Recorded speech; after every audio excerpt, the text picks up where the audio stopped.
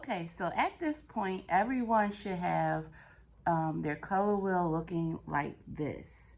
You have 6 sections inside of your circle. So 1, 2, 3, 4, 5, 6.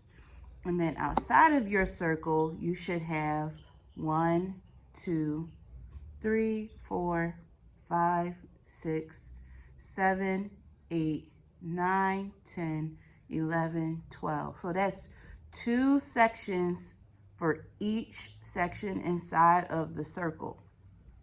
So each triangle should have 2 sections outside of the circle. So I'm going to give you a moment. I'm going to walk around for you to count your sections inside of your circle and outside of your circle. And once you have all the sections that you need, inside of your circle, you should label each section with the first letter of the color that the section should be. So my first section is going to be yellow, so I'm going to do a Y. And then looking at the anchor chart, I'm going to make sure I know which color should go next. So I'm looking at the anchor chart, and it looks like orange is next. So I'm going to put an O. Then red is next, so I'm going to put an R, because yellow and red make orange. Okay, and then next I'm going to put a P for purple, and then a B for blue, because blue and red make purple.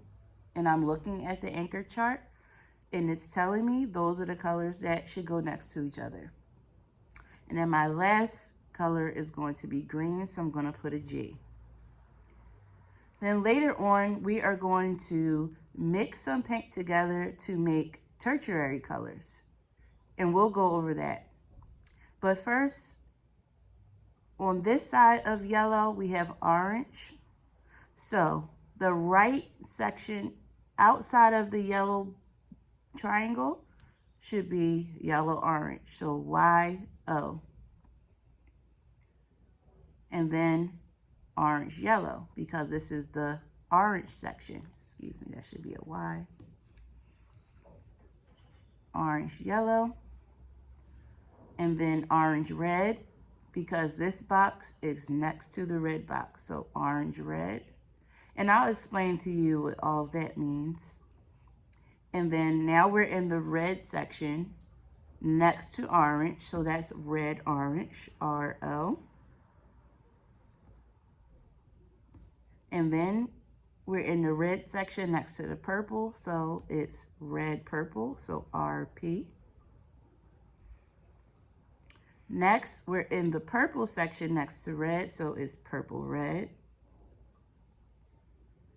We're still in the purple section, but next to blue. So take a guess what it is. Yes, purple-blue. PB. Now we're in the blue section next to purple, so it's blue-purple. BP. We're still in the blue section, but next to green, so it's blue-green. Now we're in the green section next to blue, so it's green-blue. Oops, sorry, I forgot the P. The G, I'm sorry. Blue-green, so G. Now we're in the G section next to blue, so it's green-blue.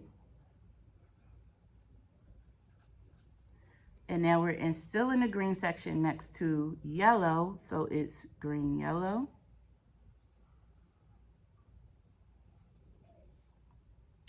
And now we've made our way all the way back to the yellow section, but next to green, so it's yellow-green. So all of our colors outside of our circle, those are tertiary colors.